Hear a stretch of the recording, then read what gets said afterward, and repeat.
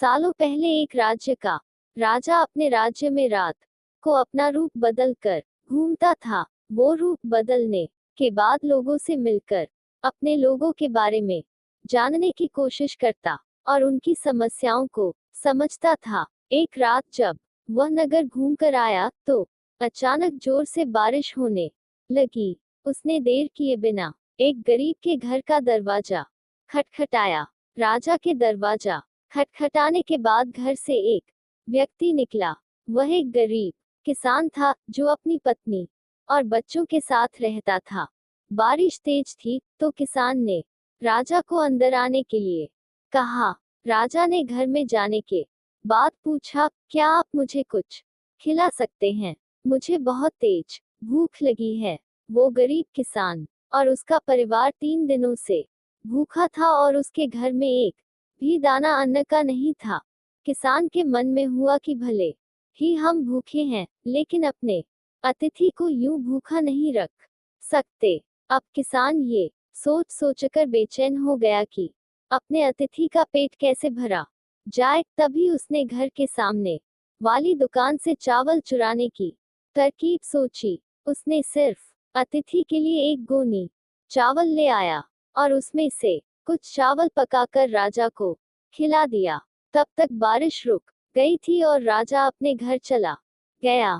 दूसरे दिन दुकान का मालिक अनाज की चोरी की शिकायत लेकर राजा के पास पहुंचा। राजा ने दुकान के मालिक और उस गरीब किसान को अपनी सभा में प्रस्तुत होने का आदेश दिया।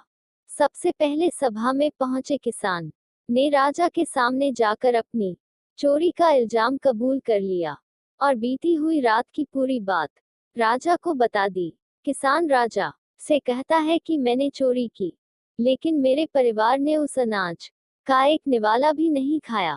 गरीब किसान की बातें सुनकर राजा बहुत दुखी हुआ और उसने किसान को बताया कि अतिथि के रूप में मैं स्वयं तुम्हारे घर आया था। इसके बाद राजा ने सभा में पहुंचे दुकानदार से पूछा कि क्या आपने अपने पड़ोसी को चोरी करते हुए देखा था? दुकानदार ने जवाब दिया कि हाँ, मैंने इसे रात में चोरी करते हुए देखा था। दुकानदार की बात सुनने के बाद राजा कहता है कि इस चोरी के लिए मैं पहले जिम्मेदार हूँ और फिर दूसरा तुम हो, क्योंकि तुमने अपने पड़ोसी को अनाज की चोरी करते हुए देखा, मगर कभी उसके भूखे परिवार को नहीं देखा। तुम अपने पड़ोसी होने का धर्म बिल्कुल निभा नहीं पाए।